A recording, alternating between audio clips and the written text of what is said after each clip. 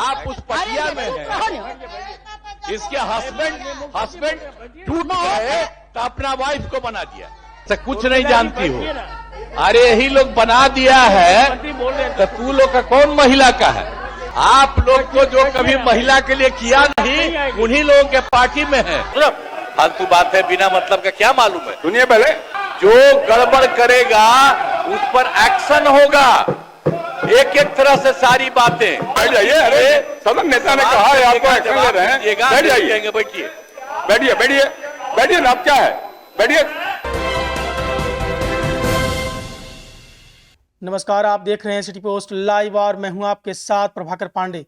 आपको बता दें, महिला दिवस के मौके पर नीतीश कुमार का गुस्सा आरजेडी की महिला सदस्य के साथ सार्वजनिक रूप से सामने आया है। इस पूरी घटना ने बिहार की राजनीति में एक नया मोड़ ले लिया है, जहां दोनों पक्षों के बीच तीखी बहस जारी है। सत्र के दौरान विधान परिषद में नीतीश कुमार और आरजेडी के दो महिला सदस्य के बीच जमकर तू मैं हुई।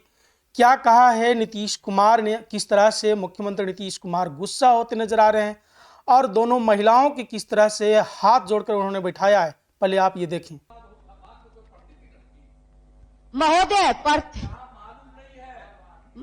मैं पढ़ती नहीं तो ऐसे पढ़ के आ गए महोदय। मैं हाई स्कूल की बात कर रही हूँ महोदय। मैं हाई स्कूल की मांग कर रही हूँ, मैं हाई स्कूल की मांग कर रही हूँ महोदय। आप क्यों गुस्सा होते हैं महोदय? आप हम जवाब दे रहे हैं। नहीं रुकिए एक मिनट महोदय। महोदय महोदय महोदय, दो आदमी नहीं बोले ना, एक मिनट बैठिए महोदय। अंतर्राष्ट्रीय काम किया गया हम लोग की सरकार में, कुछ मालूम है? आप उस पटिया में हैं, इसके हस्बैंड टूट गए तो अपना वाइफ को बना दिया। अरे ये सब कोई मतलब है जी? जो हुआ है, आई लोग भी बनी हुई तो कोई महिला के लिए की है? ये सारा का सारा काम महिलाओं के लिए कितना हुआ है मालूम है? एक एक बात हमने बता दिया है। आप महिला को कोई दिक्कत नहीं है, एक एक तरह से कुछ नहीं जानती हो। अरे यही लोग बना दिया है, तो तू लोग का कौन महिला का है? जब आप लोग नहीं हैं। आप लोग को जो कभी महिला के लिए किया नहीं, उन्हीं लोगों के पार्टी में है। आप फिर जवाब दीजिए और सब जवाब दीजिए सबका। महोदय, लोग भी जो महिलाएं हैं, सबको बताना चाहिए कि कितना ज्यादा महिलाओं के लिए हो रहा है। सभापति महोदय, सभा बैठे हाउस, आप मेरी बात सुनिए। सभा केवल उर्मिला बोल रहे हैं, आप लोग की बात नहीं है। सभापति महोदय, जो महिलाओं के शिक्षा के लिए माननीय मुख्यमंत्री जी ने जब से बागडोर संभाली है, आप ये समझिए कि 2003 में महिलाओं की साक्षरता करीब 34% थी, 2024-23 में साक्षरता 76% है। आपने बोला तो दूसरे को भी आप जवाब देने का मौका दीजिए। आप जवाब सुनना नहीं चाहते? आपका भी जवाब हम देंगे, सुनिए। 2003 में महिलाओं की साक्षरता करीब 34% थी और जब पुनः सर्वे कराया गया 2023 में तो वो 74% थी।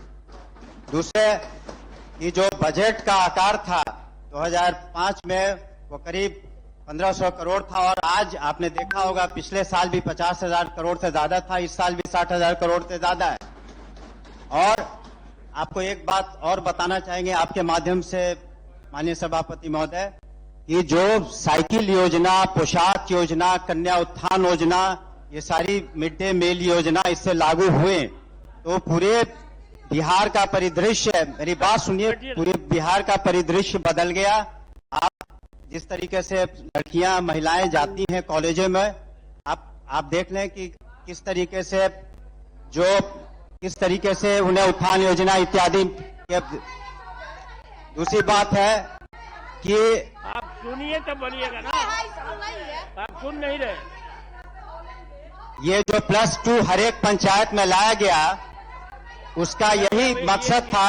इस क्वेश्चन को रहने दीजिए, अभी लोग बढ़ नहीं, ये लोग और 144 पर निवेदिता थी, श्रीमती निवेदिता सिंह। मैं एक विषय यहाँ माननीय सभापति महोदय, उत्तर आ गया है। हाँ। लेकिन मैं माननीय मंत्री जी यहाँ उपस्थित हैं, तो एक दरभंगा का विषय मैं यहाँ बोलना चाहूंगी। आज जिस तरह से महिलाओं का विकास, माननीय उर्मिला जी आप सदस्य हैं, अगर मंत्री जी कुछ बोल रहे हैं तो उसको सुनने की भी कोशिश करें। आपका जो प्रश्न है उसका जवाब भी आएगा, उसको धैर्य पूर्वक अगर सुनेंगी तो सदन का जवाब सुनना नहीं चाहते हैं। मेरे प्रश्न का जवाब आ चुका है। आप बैठिए उर्मिला जी, बैठिए ना, बैठिए।